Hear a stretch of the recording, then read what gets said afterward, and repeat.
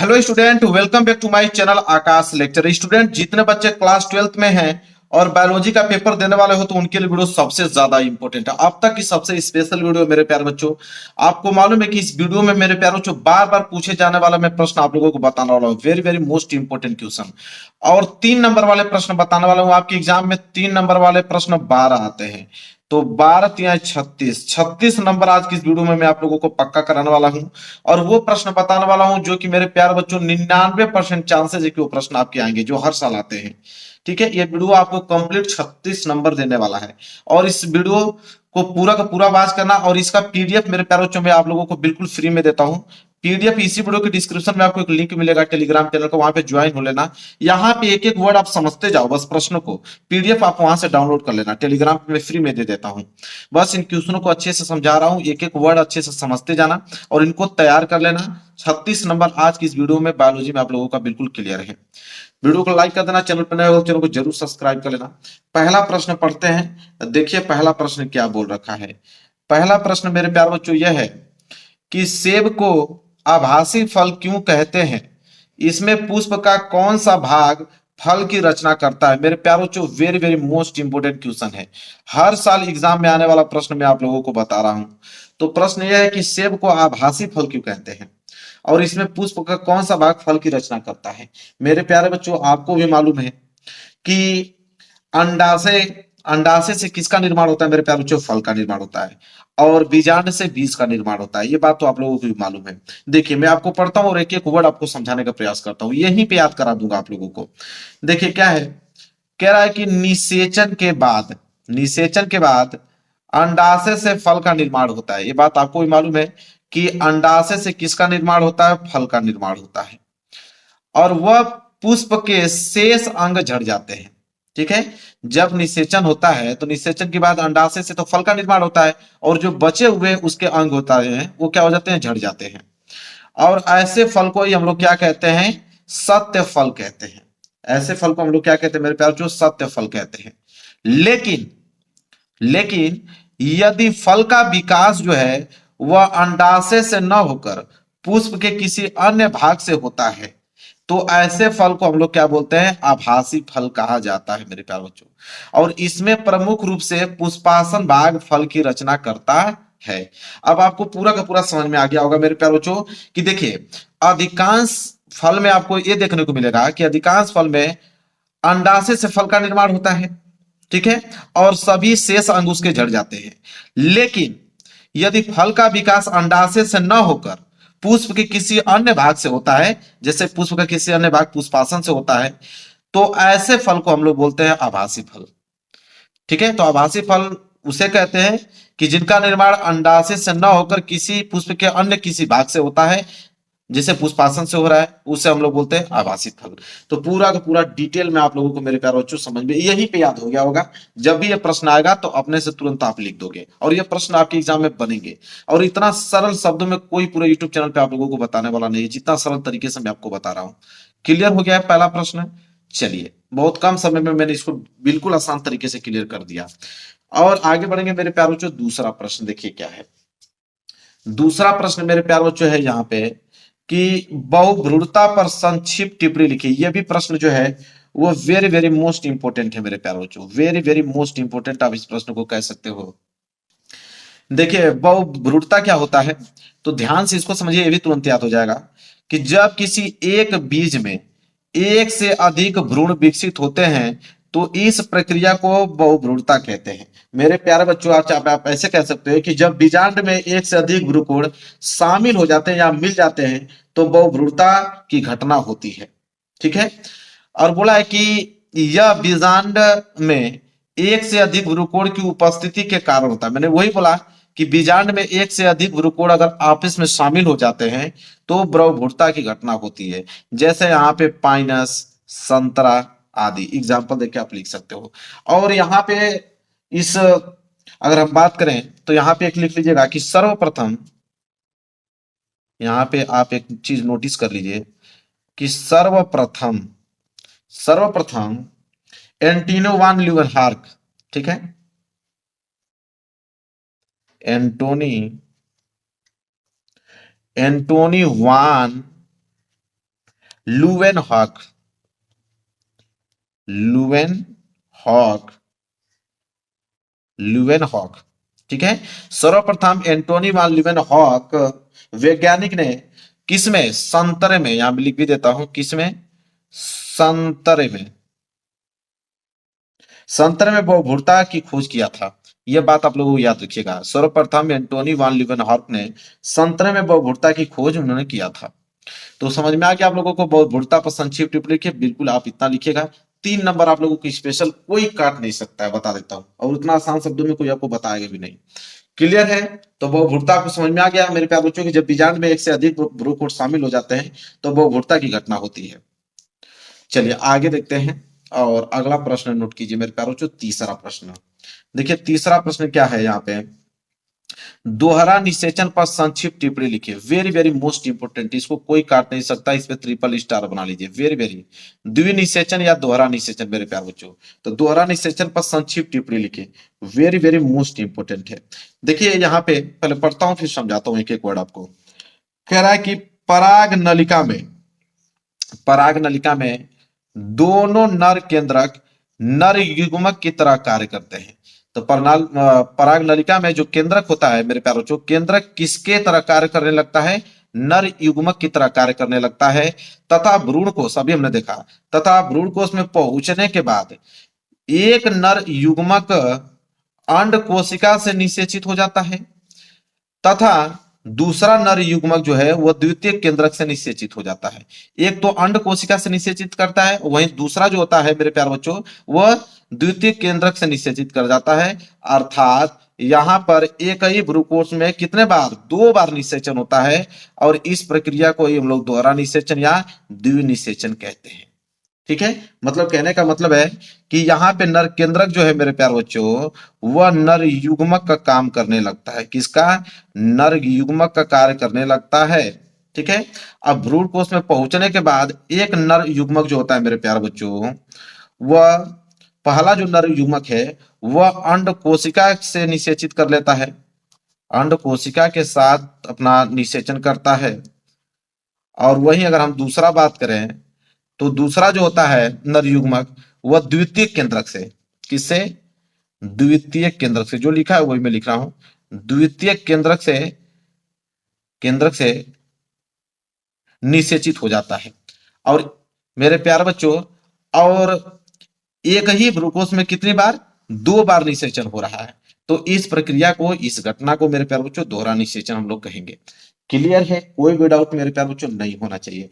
बिल्कुल आसान शब्दों में लिख के लेकर आया हूं, बिल्कुल आसान शब्दों में, और यहीं पे याद हो गया होगा। अब इसमें याद करने वाली क्या बात है, तो देखो कितना सिंपल है। पराग नलिका में दोनों नर केंद्रक जो है नर युग्मक की तरह कार्य करने लगते हैं, और भ्रूण कोश में पहुंचने के बाद एक नर युग्मक जो है अंड कोशिका से निषेचित हो जाता है, और दूसरा जो होता है नर युग्मक द्वितीय केंद्रक से निषेचित हो जाता है।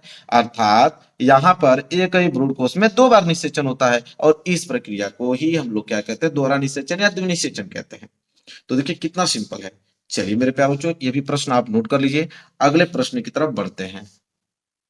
चलिए अगला प्रश्न देखिए मेरे प्यारे बच्चों, प्रश्न नंबर 4। देखिए प्रश्न number 4 very very most important question है कि आवर्त चक्र क्या है, आवर्त चक्र का कौन सा हार्मोन्स नियमन करते हैं। वेरी वेरी मोस्ट इंपोर्टेंट, यह प्रश्न तो हर साल बनता है, इसको कोई रोकने वाला नहीं है। आवर्त चक्र क्या है, आवर्त चक्र का कौन सा हार्मोन्स नियमन करता है। आपको भी मेरे प्यारे बच्चों मालूम है। देखिए कह रहा है कि मादाओं में, मादाओं मतलब फीमेल में, लड़कियों में, मादाओं में अंडाणु निर्माण 28 दिन के चक्र में होता है। आपको भी मालूम है मेरे प्यारे बच्चों की प्रत्येक फीमेल में मेरे प्यारे बच्चों 28 दिन बाद अंडाशय से जो होता है वह अंडाणु जो होता है रिलीज होता है, अंडाणु निकलता है। और उस दौरान कोई भी जो शुक्राणु है वह अंडाणु से मिल जाएगा, ठीक है, तो वहां पर निषेचन की क्रिया हो जाती है। और मेरे प्यारे बच्चों अगर नहीं मिलता है तो वो फैलोपियन एक नलिका होता है, वहां पे कुछ दिनों तक वो इंतजार करता है। जब कोई शुक्राणु अगर वहां पे पहुंच जाएगा तो निषेचन हो जाएगा, और नहीं पहुंचेगा तो वो वही अंतर गर्भाशयी दीवार के साथ अंडाणु से मिलकर वो क्या हो जाता है, नष्ट हो जाता है, उसका क्षय हो जाता है। और वही ब्लड रक्त के थक्के के रूप में, रुधिर स्राव के रूप में आप कह सकते हो, शरीर से योनि के माध्यम से वो बाहर निकल जाता है। और इसी को हम लोग माहवारी या मासिक चक्र हम लोग कहते हैं।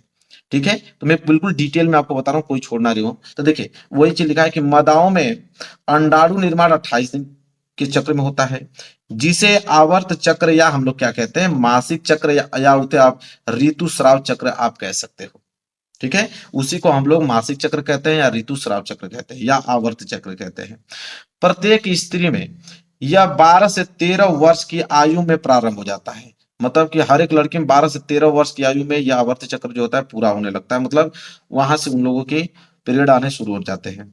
तथा 45 से 55 वर्ष की आयु में वो क्या होता है धीरे धीरे खत्म हो जाता है। और यह चक्र अंडाशय में अंडाणु निर्माण को क्या करता है वो दर्शाता है, अंडाशय में अंडाणुओं का निर्माण करता है तथा इसके प्रारंभ होने के साथ ही मादा गर्भधारण में सक्षम हो जाता है। ठीक है, और आवर्त चक्र का नियमन करने वाले हार्मोन्स जो होता है वो LH तथा FS हार्मोन्स होते हैं मेरे प्यार बच्चों। अब LH हार्मोन्स क्या होता है और FSH हार्मोन्स क्या होता है, ठीक है, मैं इसको लिख देता हूं इसका फुल फॉर्म। चलिए, एक तो LH हार्मोन्स होता है और एक आपका FSH हार्मोन्स होता है। तो इसका फुल फॉर्म भी पूछता है, लिख लीजिए मेरे प्यार बच्चों। एक आपका LH हार्मोन्स होता है और आपका FSH हार्मोन्स होता है। ठीक है, LH का मतलब क्या होता है ल्यूटेनाइजिंग, क्या होता है ल्यूटेनाइजिंग, ल्यूटेनाइजिंग, ल्यूटेनाइजिंग IH से हार्मोन्स, हार्मोन्स। ठीक है, और दूसरा होता है FSH, इसका होता है फॉलिकल स्टिमुलेटिंग हार्मोन्स। ठीक है, क्या होता है फॉलिकल, फॉलिकल स्टिमुलेटिंग, स्टिमुलेटिंग म्यूलेटिंग हार्मोन्स, हार्मोन। ठीक है, तो दोनों का मैंने फुल फॉर्म आप लोगों को बता दिया। और एक चीज और यहाँ पे नोट कर लीजिए, मैंने अभी बताया कि महिलाओं में जब पहली बार वो आवर्त चक्र आता है जो कि 12 से 13 वर्ष की उम्र में शुरू हो जाता है, तो पहली बार जब पीरियड आता है तो उसको हम लोग क्या कहते हैं मेरे प्यार तो रजो दर्शन, क्या कहते हैं रजो दर्शन कहते हैं। जब पहली बार फर्स्ट टाइम पीरियड आता है महिलाओं में तो उसको हम लोग रजो दर्शन कहते हैं। और जो लास्ट बार जब आता है अंतिम बार आता है जो कि लगभग 50 से लेकर 55 वर्ष की उम्र में समाप्त हो जाता है, तो उस समय जब लास्ट बार आता है तो उसे हम लोग क्या कहते हैं मेरे प्यारों तो रजोनिवृत्ति, क्या कहते हैं रजोनिवृत्ति। क्लियर है, तो यहाँ पे दोनों चीज आप लोग अच्छे से याद कर लीजिएगा। क्लियर है मेरे प्यारों बच्चों। चलिए, तो आवर्त चक्र क्या है, आवर्त चक्र का कौन सा हार्मोन से नियमन करता है, तो दो हार्मोन्स होते हैं LH और FSH। और आवर्त चक्र होता क्या है मैंने बिल्कुल आप लोगों को डिटेल में एक एक वर्ड बता दिया खोल कर पूरा एकदम, ताकि कभी भूलो ना, कभी भी जब ये प्रश्न आए तो आप इसका उत्तर बिल्कुल आसान तरीके से दे पाओ मेरे प्यारे बच्चों। क्लियर है, समझ में आ गया आप लोगों को। चलिए आगे बढ़ते हैं और अगला प्रश्न देखते हैं मेरे प्यारे बच्चों। देखिए अगला प्रश्न क्या है, अगला प्रश्न है आपका अपरा। क्या है अपरा, क्या है और इसके मुख्य कार्य लिखिए। ये भी प्रश्न वेरी वेरी मोस्ट इंपोर्टेंट प्रश्न है मेरे प्यारे बच्चों। ठीक है, अपरा क्या है और इसके मुख्य कार्य लिखना है। देखिए अपरा किसे कहते हैं मेरे प्यारे बच्चों, कि वह अंग, ध्यान से सुनिएगा, वह अंग जिसके द्वारा गर्भाशय में स्थित भ्रूण के शरीर में माता के रक्त से पोषण पहुंचता रहता है और भ्रूण वृद्धि करता है, उस अंग को अपरा या प्लेसेंटा कहते हैं।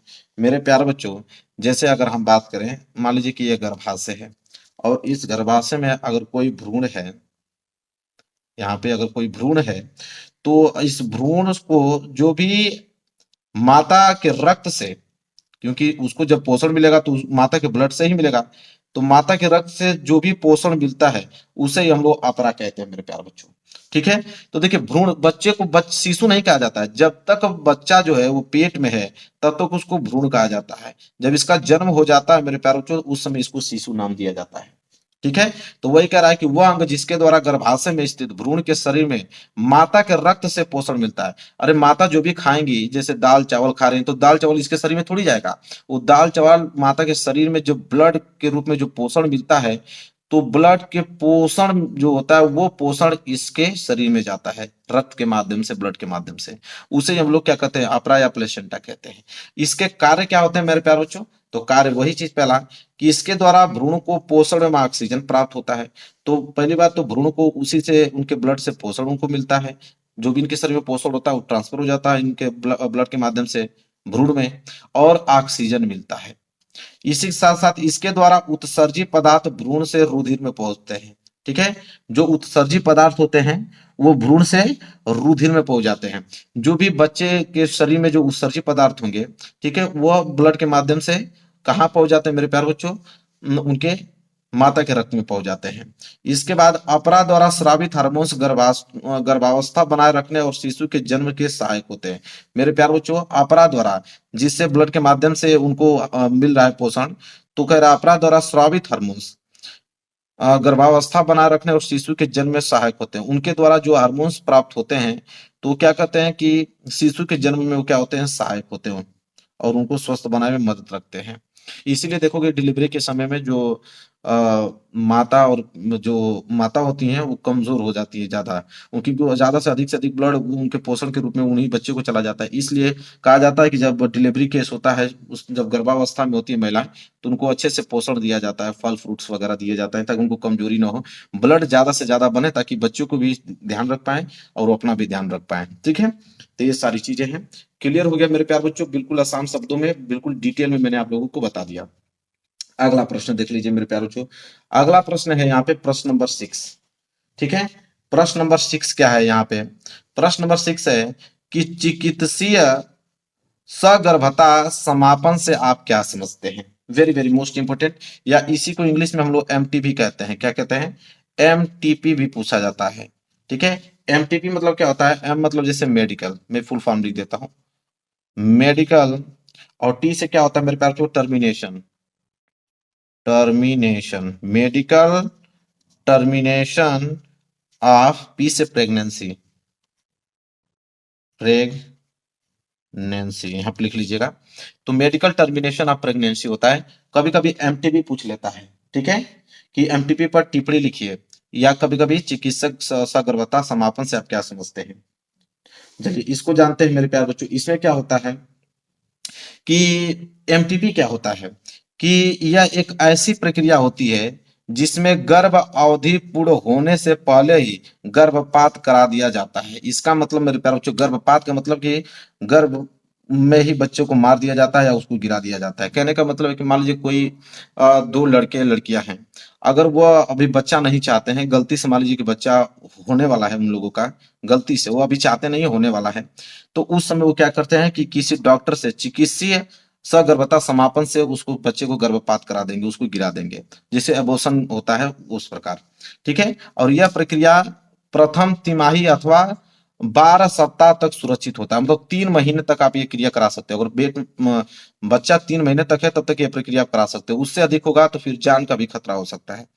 ठीक है, बोला है कि इस प्रक्रिया का उद्देश्य जो है वो बलात्कार एवं असुरक्षित, ठीक है, बलात्कार एवं असुरक्षित यौन संबंध से उत्पन्न अनचाहा शिशु में जन्मजात रोग आदि दशाओं गर्भ समापन करना होता है। इसका मतलब आप समझिए, कह रहा है कि यौन संबंध से उत्पन्न अनचाहा गर्भ, मतलब कि इसका प्रक्रिया जो चिकित्सा गर्भाशय समापन जो होता है वो अनचाहा गर्भ, वही चीज कि अगर बच्चा आप नहीं चाहते हो तो उसके लिए आप ये काम कर सकते हो। और शिशु में जन्मजात रोग, ठीक है, शिशु में जन्मजात रोग का मतलब कि अगर आपको मालूम चल गया कि आपके पेट में जो बच्चा है वो जन्म से ही किसी रोग का शिकार है, बड़े रोग का शिकार, तो आप यह काम कर सकते हो, उस बच्चे को आप मार सकते हो, उसी के अंदर एबॉर्शन करा सकते हो, क्योंकि कोई फायदा नहीं, क्योंकि आपको मालूम चल गया कि बच्चे के अंदर रोग है, बाहर भी आएगा तो फिर वो रोग रहित ही रहेगा, कोई मतलब नहीं निकलेगा। और साथ ही साथ बलात्कार के रूप में भी आप कह सकते हो। मान लीजिए कोई लड़की है, अगर उसका कोई बलात्कार कर देता है, उसके पेट में अगर कोई बच्चा है,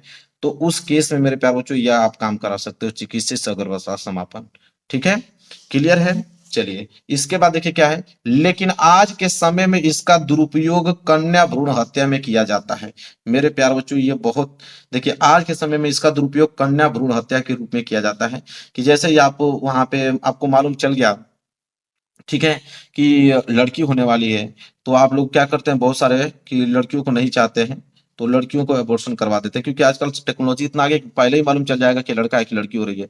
तो लड़की होती है तो वहां पे उन लोग अधिकांश अबॉर्शन करवा देते हैं, लोग लड़कियों को नहीं चाहते हैं। तो वही बोला कि लेकिन आज के समय में इसका दुरुपयोग कन्या भ्रूण हत्या के रूप में किया जाता है, जिसे सरकार ने गैर कानूनी बताते हुए इस पर रोक लगाने का कानून बनाया है मेरे प्यारे बच्चों। ठीक है, चलिए यहाँ तक क्लियर हो गया। अगर ऐसा काम करते हो तो इस पे सरकार भी कानून बनाई हुई है, ठीक है, रोक लगाने के लिए। तो यहाँ तक सारी चीजें क्लियर हो गया ना। चिकित्सा सगर्भता समापन से आप क्या समझते हैं, मतलब एक एक वर्ड में आपको डिफाइन कर रहा हूँ, इतना सरल तरीके से बता रहा हूँ कि एक बार जो सुन भी लेगा ना इस वीडियो को, तो सुनने के बावजूद भी जब भी एग्जाम में जाएगा तो उसको इतना याद रहेगा इन चीजों के बारे में कि अपने से भी इन चीजों को लिख लेगा वो। ठीक है, चलिए आगे बढ़ते हैं मेरे प्यारे बच्चों। अगला प्रश्न देखते हैं, प्रश्न नंबर 7वां। देखिए प्रश्न नंबर 7वां क्या है। प्रश्न नंबर 7वां मेरे प्यारे बच्चों कि उल्ववेदन या एमनियोसेटेसिस पर टिप्पणी लिखिए। ठीक है, तो मेरे प्यार बच्चों उल्वेदन, देखो एमनियोसेटिस जो इंग्लिश वर्ड है लेकिन ऐसे ही पूछता है। उल्वेदन या एमनियोसेटिस पर टिप्पणी लिखिए, ये क्या होता है ध्यान से समझिए। कह रहा है कि यह एक ऐसी तकनीक है जिसका उपयोग करके गर्भावस्था में भ्रूण की गुणसूत्र असमानताएं तथा अन्य अव्यवस्थाओं की जानकारी के लिए किया जाता है। कहने का मतलब है मेरे प्यारे बच्चों कि उल्वेदन से आप, इसकी टेक्नोलॉजी से आप गर्भावस्था में भ्रूण की पूरी जानकारी आप ले सकते हो कि लड़का है कि लड़की है, लड़का स्वस्थ है कि नहीं है, लड़के में क्या कमी है, सब कुछ पता लगा सकते हैं उल्वेदन से। तो वही कह रहा है कि यह एक ऐसी तकनीक है जिसका उपयोग हम करके गर्भावस्था में भ्रूण की गुणसूत्र, उसके असमानता तथा अन्य अव्यवस्था की जानकारी के लिए किया जाता है। और इसमें गर्भावस्था से एमनियोटेकिक द्रव का इंजेक्शन के माध्यम से निकाला जाता है तथा इस द्रव का नमूना लेकर इसमें गुणसूत्र की असमानताओं का निरीक्षण किया जाता है। कह रहा है मेरे प्यारों कि महिला की गर्भावस्था से एमनियोटेकिक द्रव एक होता है, एमनियोटेटिक द्रव को लेकर, ठीक है, तो एमनियोटिक द्रव को लेकर इंजेक्शन में भरकर, ठीक है, इंजेक्शन के माध्यम से क्या किया जाता है, उसको निकाल लिया जाता है उस द्रव को, और उसका एक सैंपल लेकर वहां पे उसके गुणसूत्रों की असमानताओं का निरीक्षण किया जाता है। लेकिन इसके द्वारा लिंग का भी जांच होता है। लिंग का जांच वही मैं बताया ना पहले आप लोगों को कि उसके माध्यम से आपको मालूम चल जाएगा कि लिंग क्या है, मेल है या फीमेल, लड़का है या लड़की है। और यही कारण है कि आजकल इस तकनीक का दुरुपयोग कन्या भ्रूण हत्या के रूप में किया जाने लगा। यही कारण है कि जब आगे से मालूम चल जा रहा है कि लड़का है या लड़की है, तो लड़की आगे से मालूम चल जा रहा है तो लोग लड़की चाहते नहीं है, इसलिए वो अबॉर्शन करवा देते हैं। ठीक है, यही चीज है कि कन्या भ्रूण हत्या के लिए किया जाने लगा इसका दुरुपयोग। और भारत सरकार ने लिंग निरीक्षण, जो लिंग परीक्षण को गैर कानूनी घोषित किया है, उसको अवैध माना गया है मेरे प्यारे बच्चों कि अगर कोई लिंग परीक्षण करा रहा है तो वो अवैध के रूप में गिनती होगी। लेकिन भाई आजकल सब कुछ जायज है, पैसा दीजिए तमाशा देखिए, सब कुछ हो जा रहा है। ठीक है, टेक्नोलॉजी के माध्यम से, पैसे के माध्यम से। तो क्लियर हो गया। उल्वेदन या एमनियोसेटिस पर जब भी टिप्पणी लिखने के लिए आएगा तो हमें तो नहीं लगता है कि कभी जिंदगी में आप भूलोगे। ये प्रश्न बहुत ज्यादा इंपॉर्टेंट आने ही वाला है। तो अपने से भी एक बार सुने रहोगे, एक बार वीडियो को भी देखे भी रहोगे इस वीडियो को, फिर भी आप बना के लिख दोगे। अन्यथा मैं पीडीएफ दे रहा हूँ, इतना अच्छे से समझा रहा हूँ, फिर भी आप इस क्वेश्चन को अगर नहीं तैयार करते हो तो फिर आपको कोई इस दुनिया में पढ़ा नहीं सकता, इतना बता रहा हूँ आपको। चलिए अगला देखते हैं। अगला प्रश्न 8वां। 8वां प्रश्न क्या है मेरे प्यारे बच्चों, ध्यान से सुनिए। 8वां प्रश्न है कि मधुमक्खियों में लिंग का निर्धारण कैसे होता है। तो मधुमक्खियों में लिंग का निर्धारण कैसे होता है उसे देखेंगे। तो सबसे पहले लिखेंगे मधुमक्खियों में 3 प्रकार की मधुमक्खी होती है। 3 प्रकार की मधुमक्खी कौन कौन सी होती है, ध्यान से देखिए। एक तो होती है रानी मधुमक्खी, दूसरा होता है श्रमिक मधुमक्खी, और तीसरा होता है नर या ड्रोन मधुमक्खी। मेरे प्यारे बच्चों देखिए, रानी मधुमक्खी जो होता है मेरे प्यारे बच्चों, तो रानी मधुमक्खी द्विगुणित होती है। क्या होती है, द्विगुणित। और श्रमिक मधुमक्खी भी द्विगुणित होती है। लेकिन नर या ड्रोन मधुमक्खी जो होता है मेरे प्यारे बच्चों, वह क्या होती है, अगुणित होती है। क्या होती है, अगुणित। अब यहां से आप लोगों को ध्यान देना है एक चीज कि देखिए कि मधुमक्खियों में लिंग निर्धारण कैसे होता है उसको समझिए। देखिए रानी मधुमक्खी का विकास निषेचित अंडे से होता है। रानी मधुमक्खी का विकास किससे होता है, निषेचित अंडे से। तो रानी मधुमक्खी का विकास, एक चीज तो आपको कंफर्म हुआ कि इसका विकास जो होता है वो किससे होता है, निषेचित अंडे से होता है। निषेचित अंडे से होता है। फिर बोला है कि श्रमिक मधुमक्खी का विकास भी निषेचित अंडे से होता है। तो जो श्रमिक मधुमक्खी है इसका भी विकास जो होता है मेरे प्यारे बच्चों, वो निषेचित अंडे से ही होता है। निषेचित अंडे से ही होता है इसका भी विकास। ठीक है, इसके बाद जबकि नर मधुमक्खी का विकास जो होता है अनिषेचित अंडे से होता है। नर या ड्रोन मधुमक्खी जो होता है उसका विकास जो होता है अनिषेचित अंडे से होता है। अनिषेचित अंडे से होता है मेरे प्यारे बच्चों। अब देखिए ध्यान से सुनिए, कह रहा है कि रानी मधुमक्खी और नर मधुमक्खी देखिए, रानी मधुमक्खी और नर, जिसे ड्रोन कहते हैं, नर मधुमक्खी का काम सिर्फ, उनका काम क्या होता है? उनका काम सिर्फ संतान उत्पन्न करना होता है, ठीक है। और जबकि श्रमिक मधुमक्खी का काम फूलों से मधु रस इकट्ठा करना होता है, और श्रमिक मधुमक्खियों में लैंगिक अंग अविकसित होते हैं। अब मेरे प्यारों बच्चों ध्यान से समझिए, तो इसका मधुमक्खियों में लिंग निर्धारण कैसे होता है? तो ध्यान से देखिए, एक तो रानी मधुमक्खी और नर या ड्रोन मधुमक्खी ये आपस में क्रिया कर कर ये सिर्फ संतान उत्पन्न का काम करती हैं, बच्चा पैदा करने का काम करती है। और जो श्रमिक मधुमक्खी होता है, इसका विकास तो निषेचित दंडे से होता है, लेकिन यह वो प्रक्रिया नहीं कर सकता है, ठीक है। इसलिए नहीं कर सकता है क्योंकि यह श्रमिक मधुमक्खी में लैंगिक अंग अविकसित होता है। लैंगिक अंग जो होता है अविकसित होता है, जो कि वो कभी भी संतान पैदा नहीं कर सकता है। और इसका काम क्या होता है? श्रमिक मधुमक्खी का इसका काम सिर्फ क्या होता है कि शहद इकट्ठा करना होता है, फूलों से मधुर रस इकट्ठा करना होता है, शहद इकट्ठा करना होता है इसका काम। तो इन दोनों का काम तो बच्चा पैदा करना हो गया, और इसका काम सिर्फ क्या हो गया? उनके लिए भोजन इकट्ठा करना, शहद इकट्ठा करना हो गया। क्लियर है? तो मधुमक्खियों में लिंग निर्धारण कैसे होता है बिल्कुल डिटेल में मैंने समझा दिया, हमको तो नहीं लगता है कभी भूल पाओगे आप, ठीक है। चलिए अगला प्रश्न देखेंगे मेरे प्यारे बच्चों, और वही है प्रश्न नंबर 9। अब हम लोग पढ़ेंगे प्रश्न नंबर 9। देखिए प्रश्न नंबर 9 क्या है मेरे प्यारे बच्चों? प्रश्न नंबर 9 है कि डाउन सिंड्रोम किसे कहते हैं और इसे मंगोली जड़ता क्यों कहा जाता है? और यह प्रश्न भी वेरी वेरी मोस्ट इंपोर्टेंट प्रश्न है मेरे प्यारे बच्चों। तो डाउन सिंड्रोम किसे कहते हैं, इसे मंगोली जड़ता क्यों कहा जाता है, इसके बारे में ये जानते हैं। देखिए डाउन सिंड्रोम, एक डाउन सिंड्रोम होता है, एक मेरे प्यारे बच्चों टर्नर सिंड्रोम होता है। यहां मैं लिख देता हूं, टर्नर सिंड्रोम होता है। दो ही सिंड्रोम पूछा जाता है एग्जाम में आपके, एक डाउन सिंड्रोम, एक टर्नर सिंड्रोम। चलिए उसको भी लास्ट में कवर कर लेंगे, पहले देखिए डाउन सिंड्रोम। तो डाउन सिंड्रोम क्या होता है कि जब गुणसूत्र की संख्या में, ठीक है, जब गुणसूत्र की संख्या में अनियमितता होती है, अर्थात गुणसूत्र की संख्या 46 के बजाय 47 हो जाती है, तो इसके कारण उत्पन्न रोग को हम लोग डाउन सिंड्रोम कहा जाता है। देखिए कितना सिंपल है मेरे प्यारे बच्चों, जब किसी कारणवश गुणसूत्र में अनियमितता के कारण और गुणसूत्रों की संख्या एक क्या हो जाती है? अधिक हो जाती है, ठीक है, एक अधिक हो जाती है, और इसके कारण उत्पन्न रोग को ही हम लोग क्या कहते हैं? डाउन सिंड्रोम कहते हैं। तो मतलब गुणसूत्रों की संख्या एक अधिक का मतलब 2n+1 हो जाती है। संख्या कितनी हो जाती है? 2n+1 हो जाती है। तो इसके कारण उत्पन्न रोग को हम लोग डाउन सिंड्रोम कहा जाता है। और देखिए ऐसे व्यक्ति का जो सिर होता है, इस रोग के कारण ऐसे व्यक्ति का सिर जो होता है, देखोगे तो उसका सिर गोल होता है, ओठ नीचे की ओर लटका हुआ, त्वचा खुरदरी होती है, आंखें तिरछी तथा मुंह हर समय खुला रहता है, और यह मंद बुद्धि के होते हैं, ठीक है। ये क्या होते हैं? मंद बुद्धि के होते हैं, इनके लक्षण हैं।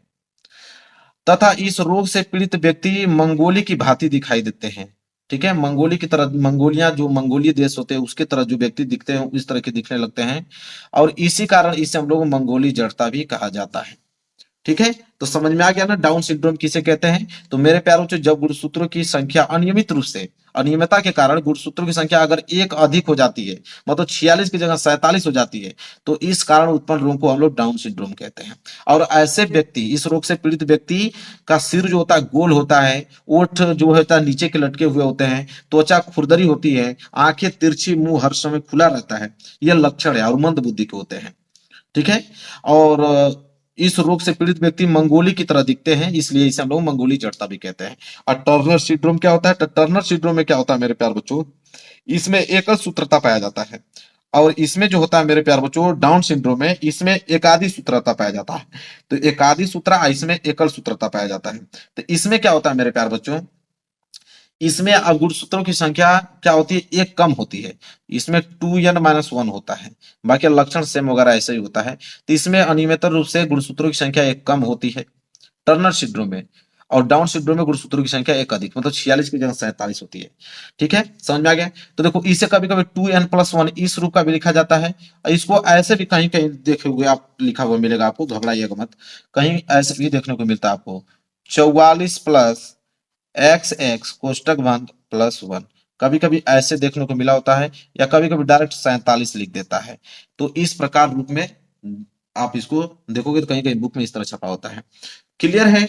डाउन सिंड्रोम किसे कहते हैं? बिल्कुल आराम से पढ़ा रहा हूं, बिल्कुल समझ लीजिए क्योंकि प्रश्न बनेंगे और यही आपको छाप के आना है। अगला प्रश्न देख लीजिए मेरे प्यारे बच्चों, अगला प्रश्न क्या उसे समझिए। प्रश्न नंबर 10वां देखिए, प्रश्न नंबर 10वां क्या है? प्रश्न नंबर 10वां मेरे प्यारे बच्चों है कि डीएनए फिंगरप्रिंटिंग पर संक्षिप्त टिप्पणी लिखिए। डीएनए फिंगरप्रिंटिंग या डीएनए अंगुली छाप इसे हिंदी में कहते हैं, इंग्लिश में तो डीएनए फिंगरप्रिंटिंग कहते हैं। तो फिंगरप्रिंटिंग क्या होता है डीएनए, उसे समझिए। देखिए, कह रहा है कि डीएनए फिंगरप्रिंटिंग एक ऐसी तकनीक है जिसके द्वारा किसी खूनी, बलात्कारी, अपराधी तथा पैतृक की जांच की जाती है। कहने का मतलब है मेरे प्यारों बच्चों, डीएनए फिंगरप्रिंटिंग से ये होता है, जिसे डीएनए टेस्ट कहा जाता है, कि अगर कोई खूनी है, ठीक है, तो वहां पे उस खूनी, अगर मान लीजिए कि कोई हत्या करके किसी का चला गया, तो वहां पे अपना अगर कोई क्लू छोड़ दिया, जैसे ब्लड वगैरह या नाखून वगैरह या बाल वगैरह उसका गिरा हुआ है, ठीक है, तो अब सीआईडी में देखे होंगे, तो वहां पे जब वो जांच के लिए जाते हैं तो उसके बाल या नाखून या उसके ब्लड के कुछ या मांस कुछ का टुकड़ा उठा लेते हैं, उससे डीएनए टेस्ट कराते हैं। डीएनए टेस्ट अगर उससे मैच हो गया तो मतलब अपराधी वही माना जाता है। बलात्कारी में भी ये होता है, अगर किसी लड़की का कोई बलात्कार करके चला गया तो उसमें भी उसके डीएनए टेस्ट से, अगर किसी का शक है कि हाँ ये ऐसा काम किया होगा, तो उसके डीएनए टेस्ट से मैच कराया जाता है। डीएनए टेस्ट अगर मैच हो गया तो उसको अपराधी घोषित किया जाता है।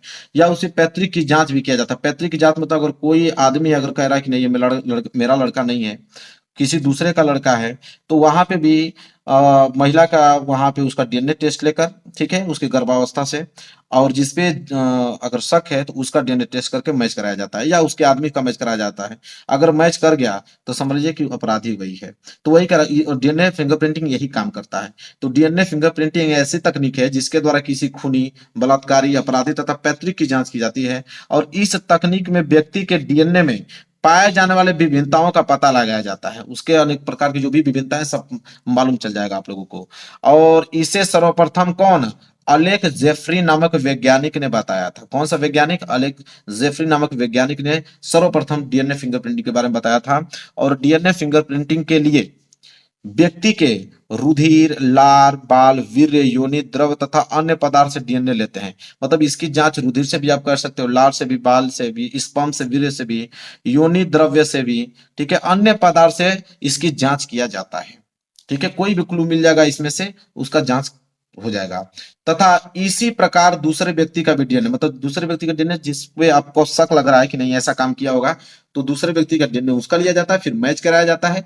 मैच में अगर मिल गया तो अपराधी उसे घोषित कर दिया जाता है। और इसमें समानता को देर, मतलब उसमें समानता अगर पाई जाती है तो वहां पे उसको आरोप ठहराया जाएगा, उसमें समानता अगर मिलती है तो। क्लियर है? चलिए, 10वां प्रश्न भी समझ में आ गया ना। डीएनए फिंगरप्रिंटिंग के बारे में कोई पूछेगा अपने से भी बना के लिख दोगे। इतना मैंने संपूर्ण जानकारी आप लोगों को दे दिया है। कभी भी प्रश्न आएगा इसके बारे में आपको जानकारी रहेगी। कोई भी पूछेगा, कोई भी व्यक्ति, कोई आदमी पूछेगा, इसके बारे में आप समझा सकते हो। इतना नॉलेज तो आपको अभी मिल गया होगा। चलिए मेरे प्यार बच्चों, अगले प्रश्न की तरफ बढ़ते हैं। अगला प्रश्न देख लीजिए क्या है। तो अगला प्रश्न है मेरे प्यार बच्चों, अगला प्रश्न है प्रश्न नंबर 11। प्रश्न नंबर 11 है यहाँ पे कि अवशेषी अंग क्या है? मनुष्य के किन्हीं दो अवशेषी अंगों के नाम लिखिए। ये भी प्रश्न वेरी वेरी मोस्ट इंपोर्टेंट, इस पे आप स्टार बना लीजिए, इतने ज्यादा इंपोर्टेंट है। अवशेषी अंग क्या है? मनुष्य के किन्हीं दो अवशेषी अंगों के नाम लिखना है। तो देखिए कैसे लिखेंगे कि जीवधारी के पूर्वकालिक क्रियाशील अंग, जीवधारी के पूर्वकालिक क्रियाशील अंग जो जीवधारी द्वारा उपयोग न किए जाने के कारण अवशेषी हो गए हैं एवं भविष्य में समाप्त हो जाएंगे, ऐसे अंगों को अवशेषी अंग कहते हैं। मेरे प्यारे बच्चों, जैसे आप लोगों का जैसे बाल है, तो पहले मुख्य अपेक्षा जब हम लोग को मनुष्य का रूप धारण हुआ था उसमें कितने बाल थे आपके शरीर में, लेकिन बाल धीरे धीरे क्या होते गए आप लोगों के, कम होते गए। तो वैसे बहुत सारे अंग हैं कि जो भविष्य में जाकर नष्ट हो जाएंगे, ठीक है, उसी को हम लोग अवशेषी अंग कहते हैं। जीवधारी के पूर्वकालिक क्रियाशील अंग जो जीवधारी द्वारा उपयोग न किए जाने के कारण अवशेषी हो गए हैं एवं भविष्य में समाप्त हो जाएंगे, ऐसे अंगों को हम लोग अवशेषी अंग कहते हैं। ठीक है, और इसी में लिखिएगा आप कि मनुष्य में पाए जाने वाले कुछ अवशेषी अंग इस प्रकार है। कौन कौन? जैसे कर्ण, पल्लव, पेशियां, शरीर पर बाल, अक्ल, दाढ़, कृमि रूप परिशेषिका आदि। तो कुछ एग्जाम्पल दे दीजिएगा ताकि एग्जाम्पल को समझ में आ जाए कि हाँ भाई इनको जानकारी है। तो एक दो इसमें से एग्जाम्पल उठा के आप लिख दीजिएगा, आपको नंबर दे दिए जाएंगे पूरे। हाँ, ये प्रश्न देखिए, यह प्रश्न है आपका लैमार्कवाद। वेरी वेरी, ऐसा कोई सत्र नहीं जिसमें वो प्रश्न पूछा ना गया हो। लैमार्कवाद एवं डार्नीवाद की तुलना कीजिए। यह प्रश्न बेहद इंपॉर्टेंट है, बनेंगे, इसको कोई रोकने वाला नहीं है। इसलिए कह रहा हूं कि आज की वीडियो में 36 नंबर आपको बिल्कुल पक्का है। तो लैमार्कवाद एवं डार्नीवाद की तुलना करना है। तो मैं थोड़ा सा समझा देता हूं आप लोगों को इसके बारे में, आप लिख लीजिएगा, ठीक है। तो इस साइड में लैमार्कवाद लिख देता हूं, लैमार्कवाद, इधर में लिख देता हूं डार्नीवाद। यह कुछ सिद्धांत इन्होंने कुछ दिए थे, दोनों लोग सिद्धांत कुछ दिए थे, उन्हीं सिद्धांतों को तुलना किया जाता है मेरे प्यारे। बाकी बुक में आपको मिल जाएगा, मैं यहाँ पे समझा देता हूँ आप लोगों को। देखिए लैमार्कवाद, सबसे पहले लैमार्कवाद ने एक सिद्धांत उन्होंने दिया था। कौन सा सिद्धांत, चलिए लिखिए। उन्होंने पहले बताया कि अंगों के उपयोग और अनुप्रयोग पर, यहाँ पे लिखेंगे अंगों के उपयोग व अनुप्रयोग पर, अनुप्रयोग पर उन्होंने क्या दिया था, जोर दिया था, जोर दिया था। जैसे उनका कहना यह था मेरे प्यारे बच्चों, अंगों के उपयोग पे, कि आप किसी भी अंग को जितना आप उपयोग करेंगे, ठीक है, उपयोग करेंगे उतना बढ़ता जाएगा, वो एक्टिव होता रहेगा मेरे प्यारे बच्चों। जिस अंग का उपयोग आप नहीं करोगे तो वो धीरे धीरे नष्ट होता चला जाएगा। उनका सिर्फ ये कहने का मतलब था। जैसे जिराफ का एग्जाम्पल उन्होंने ही दिया था कि जिराफ की गर्दन धीरे धीरे उतनी बड़ी क्यों हो गई, जो अफ्रीका में जिराफ पाए जाते हैं, और सर्प का भी। तो जिराफ का उन्होंने एग्जाम्पल ये देके बताया था कि जिराफ में, जैसे उन्होंने ये बताया था कि पहले की जो साउथ अफ्रीका में जंगलों में जो जिराफ पाए जाते हैं, तो पहले क्या होता था कि जमीन पे बहुत सारी घासें रहती थी, ठीक है, तो वो घास को अपना चरता था। लेकिन धीरे धीरे क्या हुआ कि धीरे धीरे घासें जो हैं वो सिचुएशन के हिसाब से, प्राकृतिक के हिसाब से, वो धीरे धीरे घासें जो है वो नष्ट होने लगी, ठीक है, जंगलों में। तो धीरे धीरे छोटे छोटे पेड़ आने लगे। तो फिर पेड़ों पे वो धीरे धीरे अपना सिर उठाकर धीरे धीरे चढ़ने लगा। फिर बड़े बड़े पेड़ वहां पे दिखने लगे। फिर वो क्रियाकलाप करके बड़े बड़े गर्दन थोड़ा सा ऊपर करके करके उस पे अपना भोजन प्राप्त करने लगा। इस तरह वो अपना लगातार क्रियाशीलता करता रहा, तो इसलिए उसकी जो है सिर ज्यादा विकसित हो गए। और सर्प का वही उन्होंने एग्जाम्पल लिया कि सर्प के पहले पैर होते थे, लेकिन वो पहले पैर पे चलते थे, ठीक है। फिर वहां पे वो छोटे छोटे छिद्र वगैरह में, बिल वगैरह में वो जा नहीं पाते थे, इसलिए पैर उठाकर वो धीरे धीरे उस बिल में जाना प्रारंभ किया। पैर का जो काम है उन्होंने कम कर दिया, ठीक है। इसलिए पैर उनके क्या हो गए, बिल्कुल समाप्त हो गए। उनका कहना था, किसका, लैमार्कवाद का कहना था, सिंपल, ठीक है। चलिए, तो और उन्होंने किस पे दिया, उपार्जित अंग, ठीक है, उपार्जित अंग पे भी उन्होंने दिया, उपार्जित अंग या लक्षण पे भी उन्होंने दिया, उपार्जित अंग और लक्षण पे उन्होंने भी यह सिद्धांत दिया था। और डार्नीवाद का कहना था, देखिए डार्नीवाद, और इस पे क्या हुआ कि इनका जो सिद्धांत है बहुत सारे वैज्ञानिकों ने गलत साबित कर दिया है, ठीक है। डार्नीवाद का कहना क्या था, डार्नीवाद का सभी सिद्धांत जो है बिल्कुल सही थे। डार्नीवाद संघर्ष पे उन्होंने दिया था। संघर्ष के अलावा उन्होंने संतान संतान उत्पन्न करने की प्रचुर क्षमता, प्रचुर क्षमता, और एक उन्होंने और सिद्धांत दिया, अभी मैं बताता हूं इसके बारे में। और वातावरण का प्रभाव, वातावरण का प्रभाव। उन्होंने, देखिए डार्नीवाद का कहना यह था कि जो मनुष्य का जीवन है वो संघर्षशील है।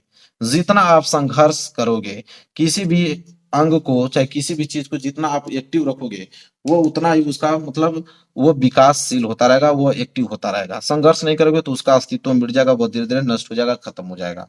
फिर उन्होंने कहा कि संतान उत्पन्न करने की प्रचुर क्षमता, हर एक जीव में क्या है, संतान उत्पन्न करने की प्रचुर क्षमता है। जैसे मनुष्य में ही देख लीजिए, दो दो बच्चे, चार चार, पांच पांच बच्चे पैदा करने की क्षमता है। या बहुत सारे जीव, मछली आप देखोगे, एक एक मछली एक एक हजार अंडे, लाखों लाखों अंडे देते हैं, ठीक है। तो उनमें संतान उत्पन्न करने की प्रचुर क्षमता है। जब लाखों अंडे देंगे, लाखों बच्चे होंगे, तो लाखों बच्चे में अलग अलग विभिन्नता पाई जाएंगी, सबके गुण कुछ ना कुछ आपको अलग देखने को मिलेंगे। फिर उन्होंने बताया वातावरण का प्रभाव, जिस वातावरण में हो, उस वातावरण में अगर उसके अनुकूल अगर आप ढल जाते हो, तब तो भाई आप जीवित रह पाओगे, उस वातावरण के साथ आप आगे बढ़ सकते हो। अगर अनुकूल नहीं हो पाओगे, उसके वातावरण के साथ नहीं ढल पाओगे, तो फिर आप धीरे से क्या हो जाओगे, नष्ट हो जाओगे, आप आगे नहीं रह सकते हो। तो उन्होंने डार्नीवादी ने सिद्धांत दिया। तो मैं आप यहाँ पे समझाया हूँ, जो समझा रहा हूँ उसी को व्यक्त करके आप लिख सकते हो। जितना चीज बताया हूँ अपने शब्दों में लिख दो, हेडिंग बना के, नंबर आपको दे दिए जाएंगे। यही है लैमार्कवाद और डार्नीवाद की तुलना, मैंने बहुत कम समय में सब कुछ बता दिया आप लोगों को। क्लियर है। चलिए आगे देखिए अगला प्रश्न, प्रश्न नंबर 13। प्रश्न नंबर 13 क्या है मेरे प्यारे बच्चों, इसको थोड़ा ध्यान से आप समझिए। प्रश्न नंबर 13 है टीकाकरण। टीकाकरण पर संक्षिप्त टिप्पणी लिखिए। तो टीकाकरण भी पूछता है, यहाँ कभी कभी यहाँ पे वैक्सीन भी पूछ लेता है, वैक्सीन। तो टीकाकरण पर संक्षिप्त टिप्पणी, टीकाकरण क्या है आइए उसके बारे में जानते हैं। तो देखिए टीकाकरण में है मेरे प्यारे बच्चों कि मृत मृत निष्क्रिय सूक्ष्म जीवों या उनके उत्पादों से बने पदार्थ अर्थात टीके को शरीर में प्रवेश कराने की प्रक्रिया को ही टीकाकरण कहते हैं। कह रहा है कि मृत या निष्क्रिय या सूक्ष्म जीव या उनके द्वारा बनाया गया कोई प्रोडक्ट, ठीक है, उनके द्वारा बनाया गया प्रोडक्ट अगर किसी इंजेक्शन की मदद से अगर मनुष्य के शरीर में प्रवेश कराया जा रहा है तो उसे टीकाकरण कहते हैं। तो वही मृत निष्क्रिय सूक्ष्मजीव या उनके उत्पादों से बने पदार्थ अर्थात टीके को शरीर में प्रवेश कराने की प्रक्रिया को ही टीकाकरण कहते हैं। टीकाकरण विभिन्न प्रकार के रोगों जैसे पोलिया हुआ, डिप्थीरिया हुआ, काली खांसी हुआ, टिटनेस हुआ, चेचक आदि रोगाणुओं के विरुद्ध सक्रिय उपार्जित प्रतिरक्षा प्रदान करता है। ठीक है, अगर यह रोग हैं, अगर टीका आप लगवा लेते हो तो इन रोगों से लड़ने की क्षमता प्रदान हो जाएगी। जैसे कोविड था ना आप लोगों का, कोरोना कोरोना वायरस जो था उसके लिए उसका टीका बना था। ठीक है, कोविड के सब लोग टीका लगा रहे थे। तो उससे क्या होता है, टीका जब लगाएंगे तो उस रोग को रोकने के लिए आपके अंदर एक एनर्जी आपको जनरेट हो जाएगी, उस रोग को हावी होने नहीं देगा। ठीक है, उसको अंदर प्रवेश नहीं होने देगा, उसी को टीका बोलते हैं। ठीक है, देखिए टीका स्मृति बी तथा टी कोशिकाएं बनाते हैं जो रोग जनक को शीघ्र ही पहचान लेते हैं तथा प्रतिरक्षा बना लेते हैं। मतलब जैसे टीका लगाओगे तो टीका किसी भी रोग का आप लगा रहे हो तो टीका काम क्या करता है, टीका स्मृति बी और तथा टी कोशिकाएं वो एक कोशिका अलग से जनरेट करता है, दीवार बना लेता है और रोग जनक को शीघ्र ही पहचान लेता है कि हाँ कोई चीज हावी होने वाला है उस रोग। तो वो क्या करता है कि प्रतिरक्षा बना लेता है, मतलब एक दीवार बनाकर उसको प्रवेश होने ही नहीं देता है, रक्षा प्रदान करता है आपको। तो क्लियर है, तो टीकाकरण आपको समझ में आ गया मेरे प्यारे बच्चों। चलिए तो प्रश्न नंबर 13 भी यहाँ पे हमने बिल्कुल अच्छे से कंप्लीट करा दिया। अच्छे से इसके स्क्रीनशॉट ले लो, स्क्रीनशॉट लेने की कोई जरूरत नहीं है, टेलीग्राम पे इसका पीडीएफ मिल जाएगा आप लोगों को। बस अच्छे से एक बार समझ लो, ध्यान से इस वीडियो को देख लो। 36 नंबर आपके बिल्कुल क्या है इस वीडियो के माध्यम से क्लियर है आपके। चलिए आगे बढ़ते हैं, क्वेश्चन नंबर अगला देखते हैं। चलिए मेरे प्यारे बच्चों अगला प्रश्न देखिए, अगला प्रश्न है प्रश्न नंबर 14। प्रश्न नंबर 14 क्या है मेरे प्यारे बच्चों कि एल्कोहल के कुप्रभाव का वर्णन कीजिए। एल्कोहल शराब, ठीक है, ये भी प्रश्न बहुत ज्यादा इंपॉर्टेंट है, हर साल एग्जाम में देखोगे तो प्रश्न आता है। एल्कोहल के कुप्रभाव का वर्णन करना है। चलिए देखिए वर्णन करते हैं। कह रहा है कि एल्कोहल को सामान्य रूप से शराब या मदिरा के नाम से भी जाना जाता है। एल्कोहल को शराब के नाम से जानते हैं, कहीं कहीं मदिरा भी कहा जाता है। और यह विश्व में सबसे अधिक प्रयोग में लाया जाने वाला मादक पेय पदार्थ है। सबसे ज्यादा पीने वाला पदार्थ जो है वो एल्कोहल शराब ही है। ठीक है, पूरे वर्ल्ड की बात कर रहा है, विश्व स्तर पे, जिसका उपयोग आज के समय में युवाओं में बहुत ही तेजी से हो रहा है। आजकल के युवा तो भाई छोटा सा फंक्शन भी पड़ रहा है तो वहां पे वो एल्कोहल लेना उन लोगों को भाई उचित है। एल्कोहल नहीं लेंगे तो डांस वगैरह नहीं कर पाएंगे। तो ये सारी चीजें छोटे छोटे फंक्शनों में आजकल बहुत सब लोग बिना अल्कोहल का हो ही नहीं रहा है। और युवा पीढ़ी जो है इस पे बहुत ही ज्यादा तेजी से आकृष्ट हो रही है, उस पर आकर्षित हो रही है इन चीजों पे। एल्कोहल के निम्नलिखित कुप्रभाव है। कौन कौन से कुप्रभाव है मेरे प्यारे बच्चों, जैसे पहला, इसके अत्यधिक सेवन से बेहोशी कोमा मृत्यु हो सकती है। अगर ज्यादा अल्कोहल की मात्रा आप ग्रहण कर लेते हो, ज्यादा आप शराब पी लेते हो तो आप बेहोश हो सकते हो, कोमा में जा सकते हो मेरे प्यारे बच्चों, आप की मृत्यु भी हो सकती है इसके ज्यादा सेवन करने से। दूसरा यह है मेरे प्यारे बच्चों कि अल्कोहल के अत्यधिक सेवन से व्यक्ति बर्बरता, ठीक है, बर्बरता तथा हिंसा रूप ले लेता है। बर्बरता मतलब उसका व्यवहार जो होता है चेंज हो जाता है। जैसे ही अल्कोहल पिएगा तो उसका व्यवहार चेंज हो जाएगा, वो गाली देने लगेगा, हिंसा का रूप ले लेगा, झगड़ा करने लगेगा, उल्टा सीधा लैंग्वेज का यूज करने लगेगा। ठीक है, इसके बाद तीसरा आप लिखिएगा, धन की कमी होने के कारण व्यक्ति सेवन के लिए चोरी का सहारा लेता है। जिसको अगर अल्कोहल की लत लग गई, जिसको डेली पीने को चाहिए मेरे प्यारे बच्चों अल्कोहल, तो उसके पास पैसा तो होगा नहीं, तो धन की कमी होने के कारण अगर पैसा नहीं उसके पास है तो वही काम करेगा, चोरी वोरी कहीं से करके लेकर आएगा और वो अपना काम करेगा। इसके बाद है गर्भावस्था के दौरान स्त्रियों में इसके उपयोग से गर्भ पर प्रतिकूल प्रभाव पड़ता है। ठीक है मेरे प्यारों, जो दो चीजें हैं, आजकल लड़कियां भी जो है अल्कोहल का सेवन कर रही हैं। तो लड़की भी अगर गर्भावस्था में लड़की है, ठीक है, तो उस समय अगर अल्कोहल लेती है तो मेरे प्यारे बच्चों उसको नुकसान होगा। या अगर आप शराब पीकर अगर आप ये काम कर रहे हो, ठीक है, गर्भावस्था धारण करने वाले हो शराब पीकर, तो ऐसा नहीं किया जाना चाहिए क्योंकि उसका प्रभाव बहुत गलत पड़ता है, बच्चे में बहुत सारी चीजें की कमी हो जाएगी। ठीक है, तो ये सारी चीजें, इसी चीज से बचना है आप लोगों को। ठीक है, तो अल्कोहल के कुप्रभाव का मैंने बता दिया, इसका एक लक्षण भी क्या है और सब कुछ डिटेल में मैंने आप लोगों को समझा दिया है।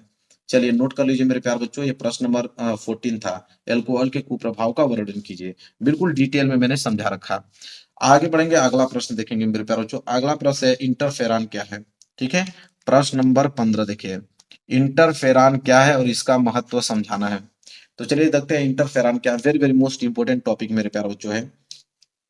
तो देखिए यह है आप लोगों का कि इंटरफेरॉन, ठीक है, इंटरफेरॉन कशेरुकी जंतुओं में विषाणुओं के संक्रमित कोशिकाओं द्वारा स्रावित एक ग्लाइकोटीन पदार्थ है। इंटरफेरॉन जो है वो कशेरुकीय जंतुओं में विषाणुओं से संक्रमित कोशिका द्वारा स्रावित एक ग्लाइकोप्रोटीन पदार्थ है, जो इन कोशिकाओं को विषाणु के संक्रमण के विरुद्ध क्या करता है, सुरक्षा प्रदान करता है। चूंकि इसके द्वारा अंतः कोशिकीय विषाणुओं के गुणन को रोका जाता है और इसलिए इसे इंटरफेरॉन कहा जाता है। इंटरफेरॉन क्या करता है, कोशिकीय विषाणुओं की गुणन को क्या करता है, रोकता है। और इंटरफेरॉन विषाणुओं के केंद्रीय अम्ल संश्लेषण तंत्र को बाधित करता है, किंतु यह किसी भी प्रकार कोशिका के उपचय में कोई बाधा नहीं, मतलब आपके शरीर के लिए कोई हानिकारक नहीं है। ठीक है, और इसका काम क्या होता है कि इन कोशिकाओं को विषाणुओं से संक्रमण के विरुद्ध सुरक्षा प्रदान करता है। ठीक है, और कोशिकीय विषाणु गुणन को रोकता है। क्लियर है, और इंटरफेरॉन विषाणुओं के केंद्रीय अम्ल संश्लेषण तंत्र को बाधित करता है। तो ये है मेरे प्यारे बच्चों इंटरफेरॉन। तो इस प्रश्न को भी अच्छे तरीके से आप नोट कर लो, ये प्रश्न भी बहुत ज्यादा इंपॉर्टेंट है जो कि आपके एग्जाम में बनने वाले हैं। तो आज की इस वीडियो में 15 क्वेश्चन मैंने बताया और 36 नंबर बिल्कुल पक्का करा दिया। ये सारे प्रश्न आपके एग्जाम में बनने वाले हैं मेरे प्यारे बच्चों, आपको बता देता हूँ। सारे प्रश्न ऐसे प्रश्न है कि एकदम इसके अलावा पूछता ही नहीं है बाहर। ठीक है, तो अच्छे से तैयार कर लेना, रीड कर लेना मेरे प्यारे बच्चों, कम से कम एक बार वीडियो तो देख ही लेना ताकि जानकारी हो जाए कि नहीं पे भी याद है तो अपने से बनाकर लिख लो। तो वीडियो को लाइक कर देना, चैनल पर नए होगा तो चैनल को जरूर सब्सक्राइब कर लेना। मिलेंगे एक प्यारे से नेक्स्ट वीडियो में, तब तक के लिए धन्यवाद।